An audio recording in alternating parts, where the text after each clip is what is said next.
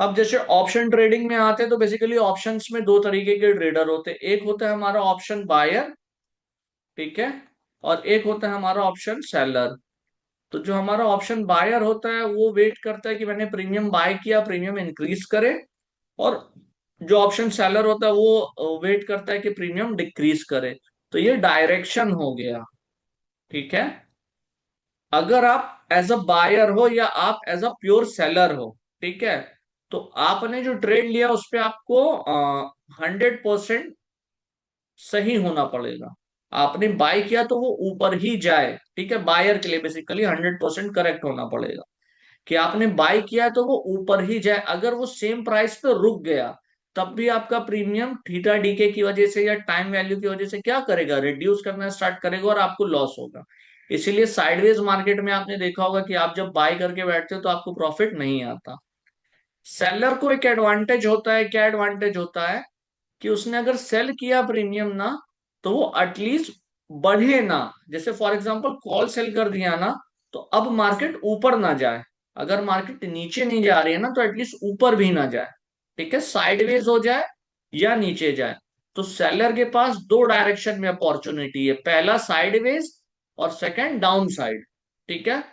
तो जो सेलर होता है इसको दो अपॉर्चुनिटी या दो एडवांटेज मिलते हैं, बट बायर को एक ही एडवांटेज है। बट यहाँ पे सेलर के साथ एक डिसएडवांटेज है, क्यों? क्योंकि इसका रिस्क अनलिमिटेड हो जाता है। जैसे फॉर एग्जांपल आपने 100 रुपए का कोई प्रीमियम सेल कर दिया, ठीक है। अब ये 100 रुपए से 1,000 भी जा सकता है, यहाँ से 2,000 भी जा सकता है, ठीक है। तो ये रिस्क आपका क्या है, अनलिमिटेड है। ये एक डिसएडवांटेज है किसका, सेलर का। ऑप्शन सेलर बहुत कम लॉस करता है, बट जब लॉस करता है तो बड़ा लॉस करता है, ठीक है। लॉस का बात इसलिए आपको बोल रहा हूं ताकि आप इस नाइटमेयर में नहीं हो कि मैं आपको कुछ ऐसा सिखाने वाला हूं कि जिससे आपको सिर्फ और सिर्फ प्रॉफिट होगा, जैसा कि बाकी के लोग करते हैं कि सिर्फ प्रॉफिट बताना कि प्रॉफिट होगा लॉस नहीं होगा। तो ऐसा कुछ भी मैं आपको नहीं सिखाने वाला जिससे आपका लॉस नहीं हो सकता, ठीक है। डेफिनेटली लॉस होगा, मार्केट में आप ट्रेड करने आए हो। अगर प्रॉफिट बुक करोगे तो लॉस भी बुक करना पड़ेगा। अगर आप वो नहीं करते हो तो आप लॉन्ग रन में सस्टेन नहीं कर पाओगे, ठीक है।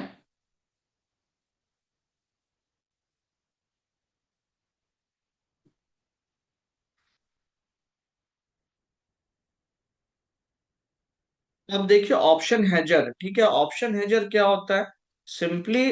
अब ऑप्शन हेजर के पास जो एडवांटेज होता है क्या होता है, पहला तो उसको जो सेलर को एडवांटेज मिलता है ना कि दो डायरेक्शन, एक तो उसके डायरेक्शन में चला जाए अप या डाउन, ठीक है। अगर कॉल सेल किया तो डाउन चला जाए, पुट सेल किया तो अप चला जाए, या मार्केट साइडवेज हो जाए। तो एक ये और दूसरा ये दोनों एडवांटेज किसको होता है, ऑप्शन हेजर को होता है। प्लस जो एक डिसएडवांटेज था सेलर का कि उसका रिस्क अनलिमिटेड होता है। वो क्या करता है, दूसरी एक स्ट्राइक जिसको सेल किया उसके कंपैरिजन में दूसरी बाय करके उस रिस्क को भी मेंटेन कर देता है। अब उसका जो अनलिमिटेड रिस्क था वो लिमिटेड हो गया, ठीक है। जैसे फॉर एग्जांपल अगर ऑप्शन हेजर को लग रहा है कि मार्केट ऊपर जाएगा तो वो क्या करेगा, एक पुट सेल कर देगा हाई प्रीमियम की, दूसरी पुट बाय कर देगा लो प्रीमियम की, ठीक है। अब ये जो प्रीमियम का डिफरेंस होगा ना, मैक्सिमम यही रिस्क पॉसिबल है। जैसे 25,100 की मैंने सेल किया और बाय कर लिया 25,200 की कॉल को, ठीक है। तो 100 रुपीज मेरा मैक्स रिस्क है। अब मार्केट 10,000 पॉइंट भी ऊपर खुल जाए ना, तो मुझे 100 रुपए से ऊपर का लॉस नहीं पॉसिबल है। मार्केट 10,000 1 करोड़ पॉइंट ऊपर खुल जाए, लॉस मुझे केवल और केवल 100 पॉइंट का ही होगा, उसके ऊपर नहीं होगा। तो ये सबसे बड़ा एडवांटेज होता है किसका, ऑप्शन हेजिंग का। तो आई होप सो कि तीनों का डिफरेंस आपको समझ में गया आ गया होगा कि बायर, सेलर और हेजर ये तीनों का क्या डिफरेंस होता है।